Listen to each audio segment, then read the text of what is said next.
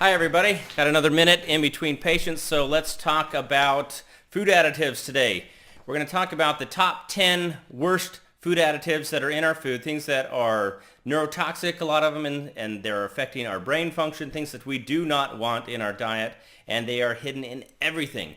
They are damaging people's brains on a daily basis, and these toxic effects build up over time, so we want to really take a look. So going back to one of my old rules, if people didn't eat it 100 years ago, you don't want it. We want to avoid these processed foods. And if God didn't make it, don't eat it. We want to get away from all of this artificial garbage because it does not act and play well in the body. So we're going to start off with some of the worst of the worst.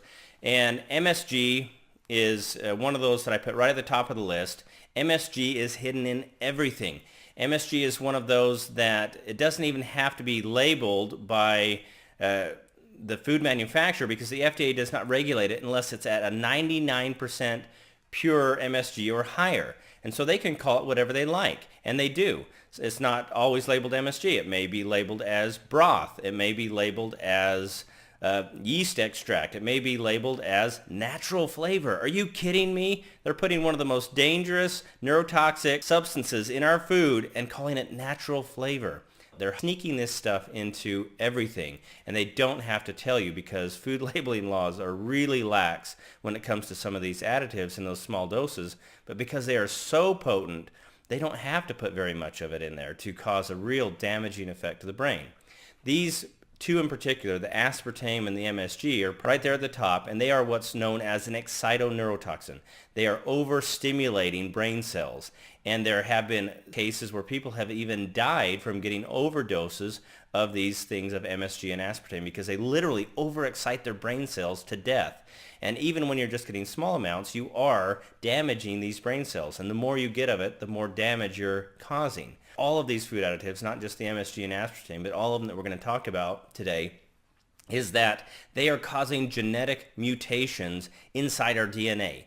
And these mutations, every time you have that French fry, every time you have that Dorito, every time you have that Coke, you are causing a genetic mutation. Now, our body can handle the smaller genetic mutations, and it can deal with those. But every time you eat that food, you're rolling the dice, and you're rolling the dice. Is this the genetic mutation that my body isn't going to catch? Is this the one that later in life is going to cause cancer? We do not want to keep rolling the dice this way. If you're feeling that lucky, go to Vegas, but do not play with your health that way. We want to make sure that we're getting the best possible food in our body, and we want to get all this garbage out. So going down the list, corn syrup is another one that's in everything. The high fructose corn syrup is extracted out of these genetically modified corn plants that are not the same corn that we used to eat when we were little. This has been modified. They're putting DNA from pigs, DNA from fish, DNA from molds and toxins and viruses into the corn to help them produce certain chemicals that are more economically beneficial to these ag companies. And some of those are these high fructose corn syrups because they're very cheap, inexpensive sweetener that they can put into our food and get us addictive. Same way that cocaine does. You should look at some of these brain scans where they give individuals the corn syrup and different types of sugar, and they also give them people who are on drugs like cocaine, and it's activating these same centers of the brain, and it is absolutely addictive. No doubt about that. The study, everyone knows this. The research is conclusive, and even people know that in their daily life. Sugar is a very strong addiction. And when we add into this corn syrup, it becomes another level of harm to the body because of how inflammatory it is to the cells. It causes a lot of inflammation inside the blood vessels in the gut. And a lot of the problems that we see with people are exacerbated regardless of what other health habits they have. This kind of garbage is going to take it down a notch and really start weakening the body. And we could go on and on about each one of these individual food additives, but we're just going to kind of run through them here so that you can just get a good idea of the top 10 ones that I really want you to get out of the diet. If you do anything, just eliminate these worst ones. Next on the list, the trans fats. In an obvious form, it's things like your Crisco and your margarine.